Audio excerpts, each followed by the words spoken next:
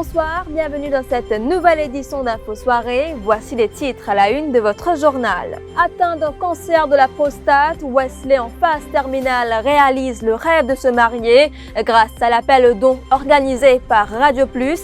Des bénévoles, ses amis et sa famille se sont mobilisés pour réaliser son souhait. À Carolaya, Navakwa, une jeune femme est bouillantée par sa belle-sœur après une énième querelle familiale. Le frère de la victime réclame son arrestation. Anuj Ramsaran fait l'objet de 2 plaintes pour violation de la Workers' Rights Act et du Code pénal. Le réalisateur, Shyam Persson, a porté plainte contre le directeur par intérim de la MBC au CCID ce vendredi. Après Diran Moher, retour de son frère Raj d'être entendu under warning après avoir participé au message à caractère raciste sur un groupe WhatsApp. Des membres de Fridays for Future ont donné de la voix ce vendredi devant le Parlement. Ils plaident pour le rappel du Parlement. On démarre cette édition avec ce mariage émouvant. En phase terminale de cancer de la prostate, Wesley, 42 ans, a pu réaliser son rêve ce vendredi, celui d'épouser Quincy qu'il fréquente depuis 21 ans. Les économies de Wesley, épuisées dans ses traitements médicaux, il avait perdu tout espoir de passer la bague au doigt de sa dulcinée. Mais Aurélie, une de ses nièces, a décidé de lui venir en aide étant donné le peu de temps qui lui reste. La trentenaire a approché l'équipe d'Explicuca pour que ce mariage puisse être célébré. Et en à peine 5 jours, des sponsors et généreux donateurs ont répondu à l'appel lancé par Radio Plus pour réaliser l'un des souhaits les plus chers de Wesley. Et ce vendredi, Wesley et Quincy se sont dit oui à la chapelle Saint-Jean-de-Prito à Cassis. C'est entouré de leurs proches et amis qu'ils ont vécu ce moment. Revenons à présent sur ce moment riche en émotions.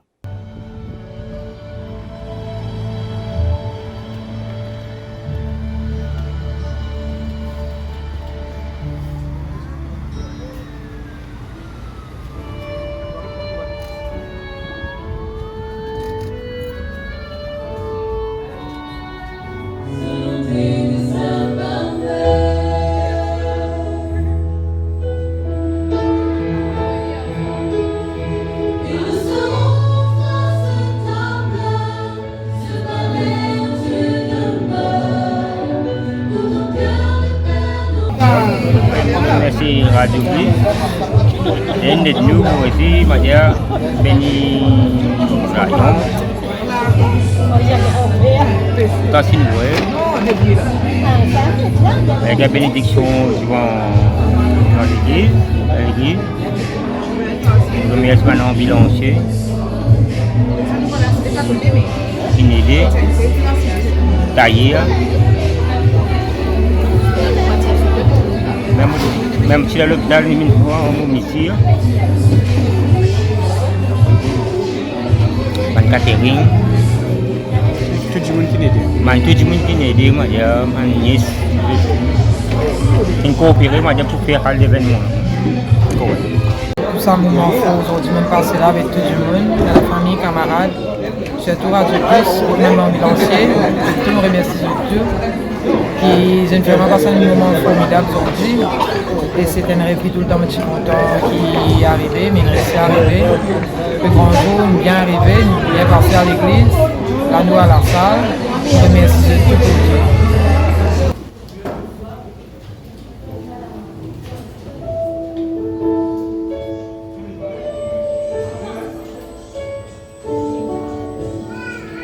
Je vous le disais en titre, une jeune femme est bouillantée par sa belle-sœur à Carolaya, Navakwa. Les faits se sont produits jeudi dernier à son domicile. Navisha Button a raconté aux enquêteurs que les relations avec sa belle-sœur n'étaient pas au beau fixe depuis 1 an. Et après une énième dispute, sa belle-sœur l'a aspergée de bouillante. Gravement brûlée au visage et au bras, Navisha Button est admise à l'unité des grands brûlés de l'hôpital Victoria à Candos.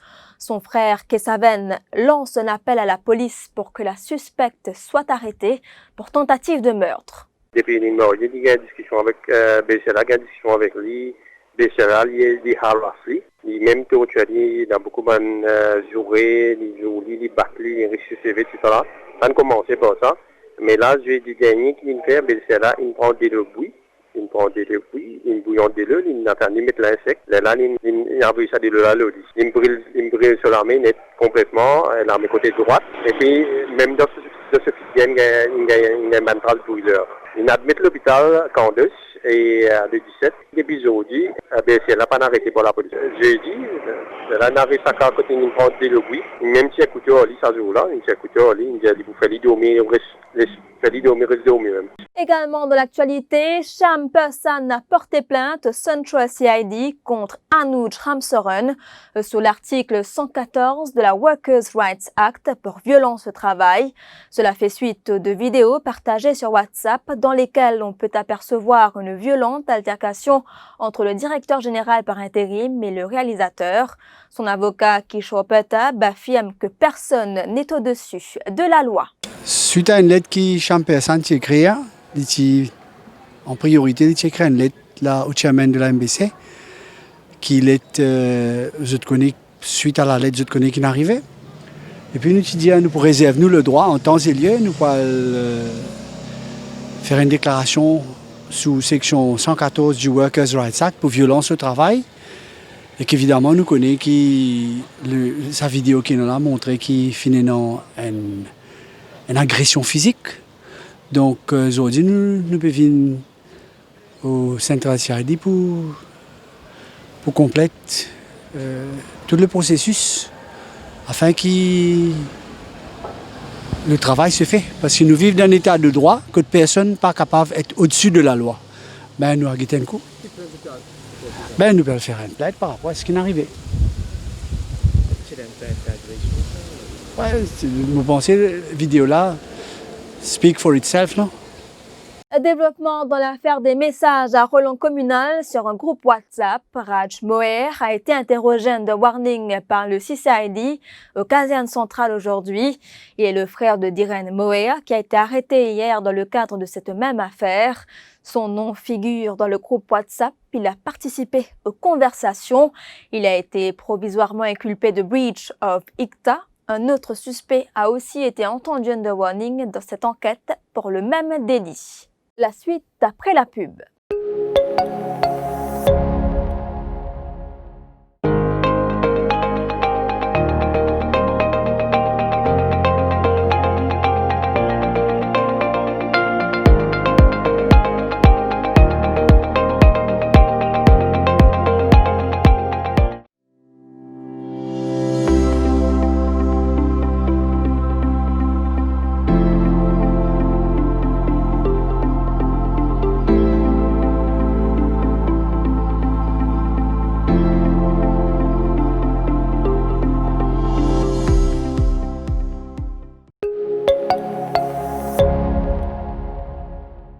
Fermé à la circulation pour cause de réparation depuis août, l'autopont de Descamps pourrait être rouvert d'ici décembre.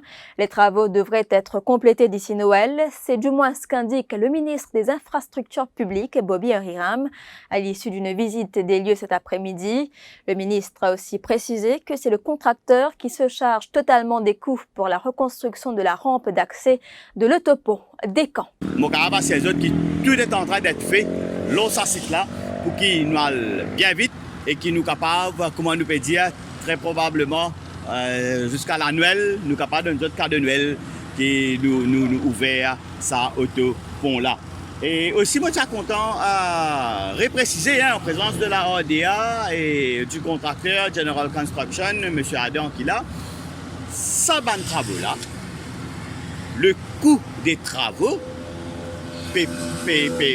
faire par l'assurance du contracteur. Nous avons un système éducatif à deux vitesses. Ce sont là les propos d'Ajay Ganesh qui animait la conférence de presse de la commission éducation du MMM cet après-midi. Il déplore que les examens de Cambridge pour octobre et novembre prochains soient réservés aux élèves qui ont payé en mai et juin dernier uniquement. Nous pas comprendre la logique du gouvernement qui manière de pas laisser les autres enfants qui ont envie de payer, bon me dire t'allais là soit autres services pour un mock exam, soit pour améliorer aux autres résultats, qui fait empêche bons enfants payent ça l'examen là. Et peut dire 10 bons enfants qui tu payent en méja, qui est capable de revenir payer pour composer. Nous pouvons faire une éducation à deux vitesses. Les enfants qui fréquentent l'école, les enfants qui ont moyen, si les parents allaient faire pression, gouvernement cédé, les autres cas à payer, mais où, si vous enfants misère, le gouvernement stand l'opposition sur policy decision. La branche mauricienne de Fridays for Future plaide pour un rappel urgent du Parlement. Deux de ses membres manifestaient devant le Parlement ce matin, cela dans le cadre du Global Climate Strike qui s'est tenu mondialement à travers le monde ce vendredi dans tous les collèges. C'est la jeune activiste suédoise Greta Thunberg qui en est l'initiatrice depuis ces dernières années. Les jeunes dans plusieurs collèges à Maurice ont reçu des parachutes sur lesquels ils pouvaient peindre et exprimer leur frustration ainsi que leurs souhaits pour la planète et le climat, une action qui a également pour but de réclamer des actions concrètes de dirigeants du pays.